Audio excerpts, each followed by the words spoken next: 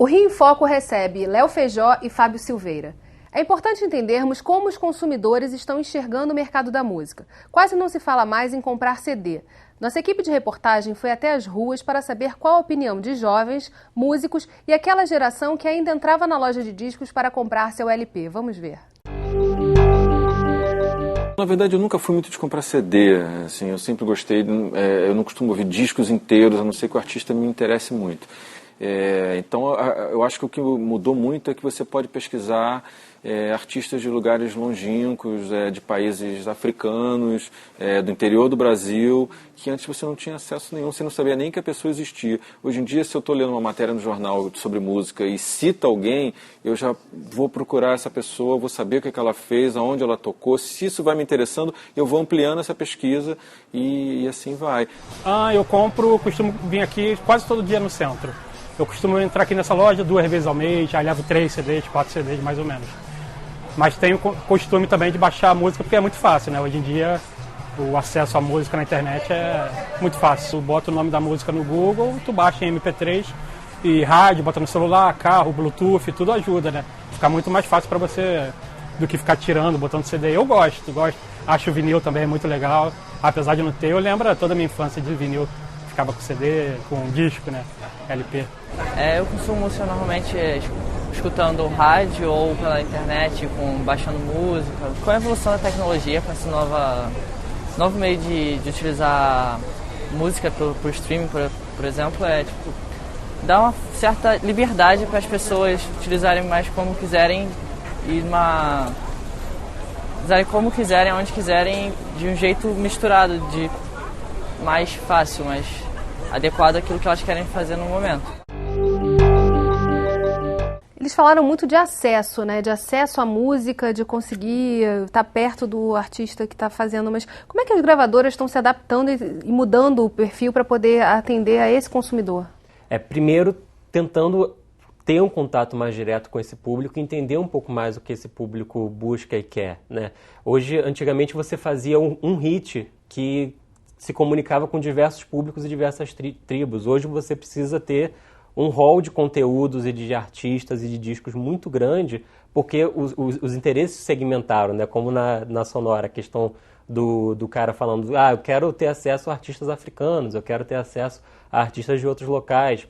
Isso faz com que você aumente a diversidade, e quando você aumenta a diversidade, você automaticamente começa a se procurar e formar públicos diferentes e distintos.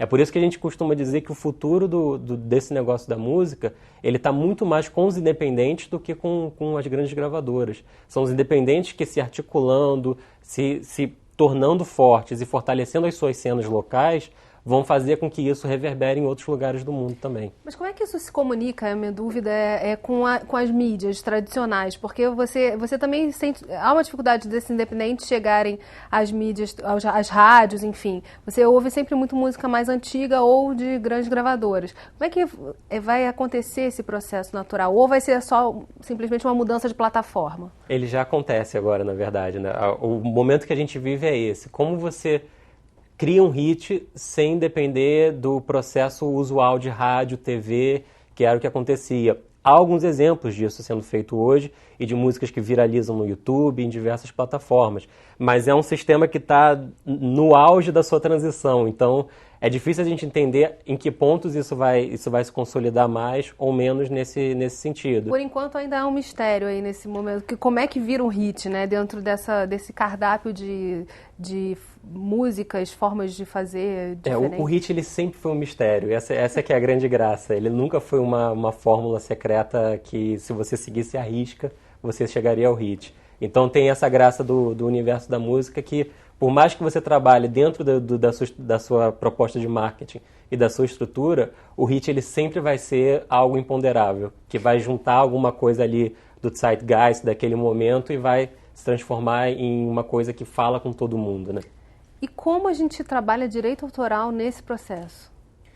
Pois é complexo, é conexo, né?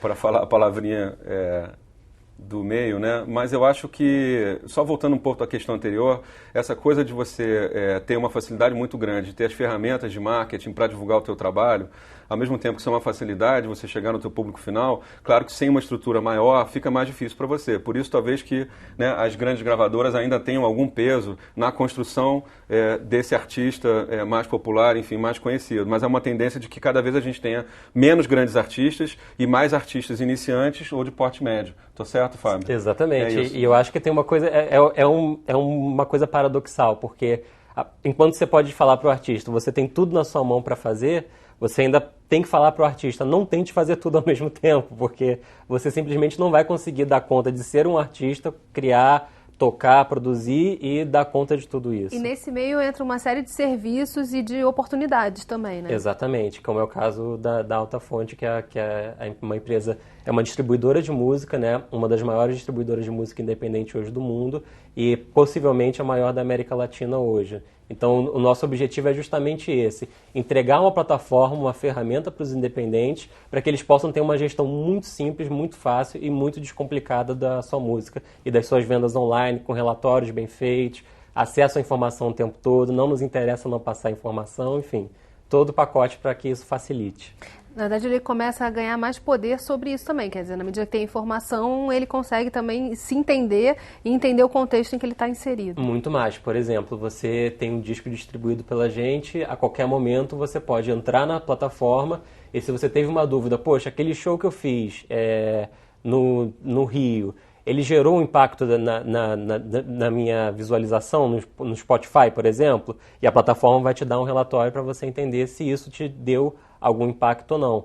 Isso dá para o artista um mundo de informações, mas é aquilo que a gente falava antes. Não adianta o artista sozinho tentar decifrar esse mundo de informações. Por isso que, fora o próprio trabalho que ele pode fazer, ele ainda depende de muitos profissionais ao redor dele para dar conta disso. Um empresário, né? Exatamente. Um empresário, um assessor de imprensa, alguém que cuide das redes sociais dele de uma forma um pouquinho mais cotidiana e deixa para ele os grandes momentos de rede social. Enfim, há muitas outras oportunidades e é um mercado que agora explode em oportunidades para profissionais de diversas áreas e diversos sentidos.